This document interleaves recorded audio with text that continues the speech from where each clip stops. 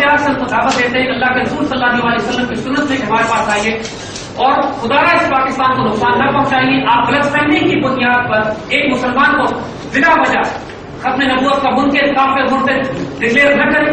ہمارا بہت مبارک مشن ہے. ہم اللہ کے دین کو اس پاکستان کو مضبوط کرنے کے لیے اٹھے ہیں. 400 پروگرام ہمارے ہو چکے ہیں. ہمارے بدترین دشمنوں سے بھی نے بھی یہ نہیں کہا کہ کوئی بات قرآن و سنت کے خلاف ہو، بلکہ اس بات کو مانتے ہیں کہ یہ اعلیٰ ترین وزڈم ہے، ویژن ہے، حکمت ہے اور یہ پالیسی انالیسس ہے اس لیول پر جس کی آج مسلمان ملت کو امت کو ضرورت ہے. یہ بات بالکل واضح ہے کہ ہمارے اس اختلاف کو کسی تیسری دہشت گرد طاقت نے استعمال کیا اور کوئی تیسری دہشت گرد طاقت پاکستان کی دشمن ہے. لہٰذا ہم پاکستان کے تمام علماء سے بھی کہتے ہیں کہ وقت کی نزاکت کو سمجھیے. ہمارا یہ مشن جس کا مقصد ہی صرف پاکستان کو متحد کر کے مضبوط کرنا ہے، اس میں ہاتھ بٹائیں ہمارا آگے. اور جہاں تک اب بات اس میں ایک کیس آتا ہے جو جس کی بنیاد بنا کر ہم پہ الزام لگائے جاتے ہیں یوسف علی کے حوالے سے. یوسف علی کا ایک کیس جس پر ایک الزام لگایا گیا تھا کہ اس نے دعوی نبوت کیا ہے، ختم نبوت کا منکر ہے. یہ کوئی تقریباً 12-13 سال پرانا کیس ہے جو لاہور کی سیشنز کورٹ میں چلا اور یہی کی جیل میں اس کو گولی مار کے بعد میں اس کو قتل کر دیا گیا تھا. سیشن کورٹ سے اس کو سزائے موت ہوئی تھی. یوسف علی کا کیس 10-12 سال پہلے ختم ہو چکا ہے. یوسف مر چکا ہے. اس کا معاملہ اب اللہ کے پاس ہے. ہم واضح اعلان کرتے ہیں کہ ہمارا یوسف علی سے کوئی تعلق نہیں. اس کی نظریات، اس کی فکر، اس کی سوچ، کوئی تعلق ہمارا اس کے ساتھ نہیں ہے. ہم زندگی میں کبھی ختم نبوت کے حوالے سے منکر نہیں ہوئے. ہمیں کبھی بھی ختم نبوت کے حوالے سے شک نہیں ہوا.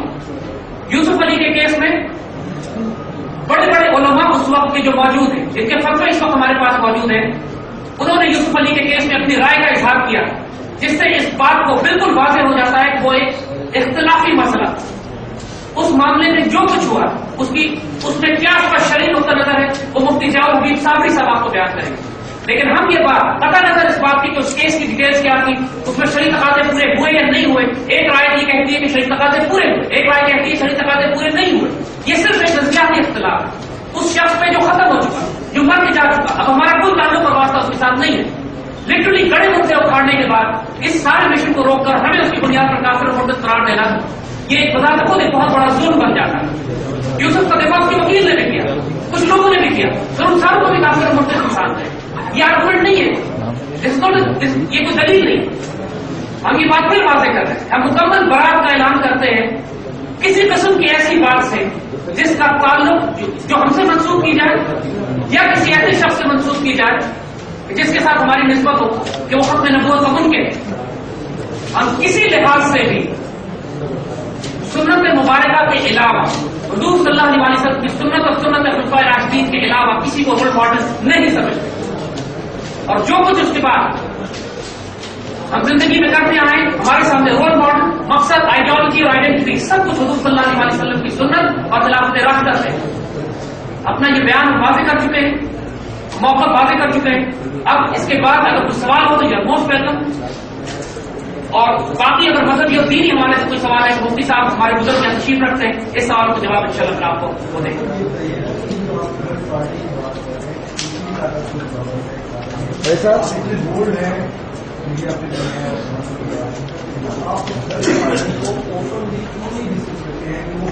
دیکھیے میں ایسا کر رہا ہوں، دیکھیے بات یہ ہے کہ ڈیفینیٹلی تھرڈ پارٹی ہے، لیکن کون تو میں ڈیفینیٹ نہیں کہہ سکتا، اس لیے کہ جو علماء شہید ہوئے ان کا تعلق سپاہ صحابہ سے بھی تھا اور ختم نبوت سے، اور سپاہ صحابہ کی مسلکی دشمنی بھی ہے جو دوسرے مسلک کی دہشت گرد تنظیموں سے، اور ان کا ان کی دشمنی ختم نبوت والوں کی دشمنی قادیانیوں سے بھی. اور یہ بات تو میڈیا میں بھی آ چکی ہے کہ جلال پوری صاحب قادیانیوں کے خلاف ایک شدید مہم چلا رہے ہیں. تو دیٹ آئی ڈونٹ نو کہ کون انفالٹ ہے، یہ کام پولیس کا ایجنٹ، لیکن definitely there is a third element جو ہمارا اور ان کا کامن دشمن ہے جو ہم کو لڑوانا چاہتا ہے. وہ یہ کر رہا ہوں نا کہ اٹ کوڈ بی قادیانی، کیونکہ ان کو بھی ختم کروا دیا، ان کو ہم سے بھی لڑوا دیا، تو یہ کیونکہ ہم بھی ختم نبوت کے سب سے بڑے مجاہد ہیں.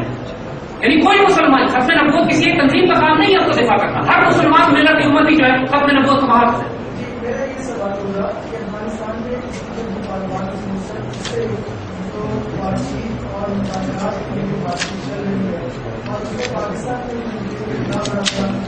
پکڑنے کے بعد جو صورت حال ہے آپ اس کی حمایت کرتے ہیں، خاص طور پر کہ دیکھیے ایک بات بتائیں کہ یہ ہم اپنے تمام پروگراموں میں اس بات کو بڑی شدت کے ساتھ پریزنٹ کرتے رہے کہ افغان طالبان افغانستان کے وجود کا ایک حصہ ہے، ان کو طاقت کے ذریعے نہیں کچلا جا سکتا، اور وہ اپنے ملک میں ایک مزاحمتی جنگ لڑ رہے ہیں ایک آکوپیشن فوج کو نکالنے کے لیے، اور ان کو ان سے بات کرنی چاہیے۔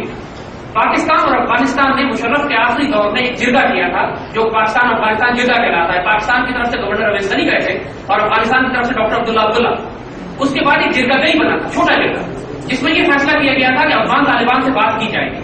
اس کے بعد پاکستان اور افغانستان نے افغانستان کے دونوں طالبان سے بات چیت شروع کر دی تھی آفیشلی اور بیک چینل ڈپلومیسی، لیکن اس کو فارن پالیسی کا حصہ نہیں بنایا گیا تھا۔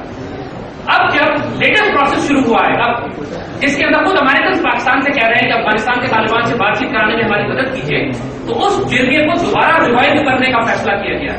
ہم اس کی پوری طرح تائید کرتے ہیں، افغان طالبان سے بات کرنی چاہیے اور امریکن فورسز کو افغانستان سے نکلنا چاہیے، کیونکہ علامہ اقبال کی ڈاکٹرین کے تحت جب تک افغانستان میں آسیہ یہ طے کرے، آپ گلے تو کا بڑا مشہور شعر ہے کہ جب تک افغانستان میں فورن فورسز رہیں گی اور جنگ جاری رہے گی، اس وقت تک پاکستان میں دہشت گردی جاری رہے گی۔ دوسرا پورشن سوال میں رہ گیا جی میں عرض کرتا ہوں، لیکن میں عرض کروں آپ کو، ملا برادر کو کراچی سے گرفتار کیا گیا اور ان تمام لوگوں کو یہ کراچی موجود ہے۔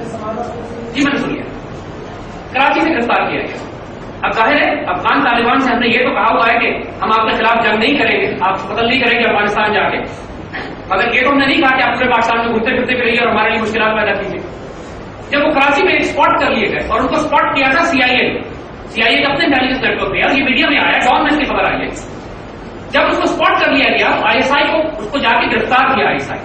امریکن نے بڑی خوشی منائی کہ ملا برادر اور بڑے بڑے لوگ گرفتار کر لیے گئے۔ آئی ایس آئی سے کہا گیا کہ ہمارے حوالے کر دیں، آئی ایس آئی نے انکار کر دیا۔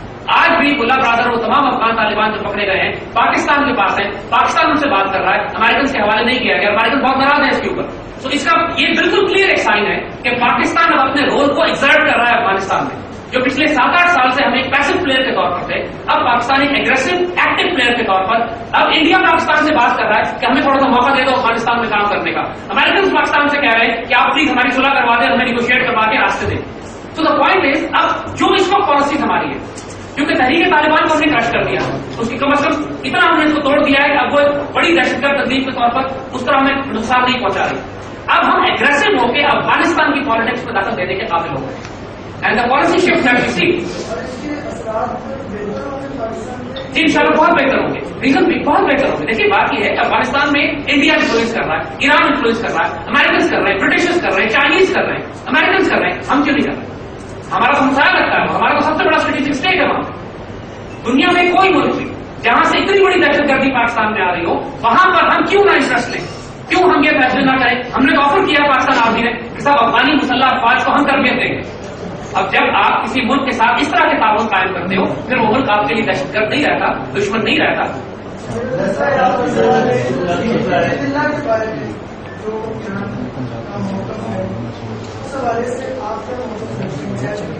جی دیکھیے، جند اللہ بنیادی طور پر اس بات کے باوجود کہ ایرانی پاکستانیوں کو بلیم کرتے رہے بہت زیادہ عرصہ کہ پاکستان جند اللہ کو فنڈ کر رہا ہے، بنا رہا ہے، ریالٹی واز کہ تحریک طالبان پاکستان کی طرح جند اللہ بھی سی آئی اے کی کریٹڈ آرگنائزیشن تھی اور پاکستان کی زمین کو استعمال کرتے تھے، وہ الزام پاکستان پر آتا تھا، لیکن دے ور بیسڈ ان افغانستان۔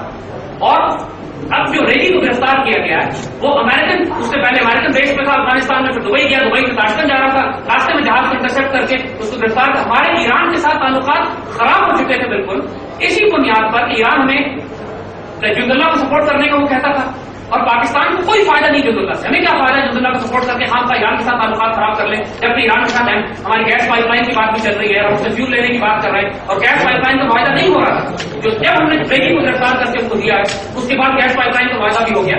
ہمیں کوئی ایک چھوٹی سی سی آئی اے اسپانسر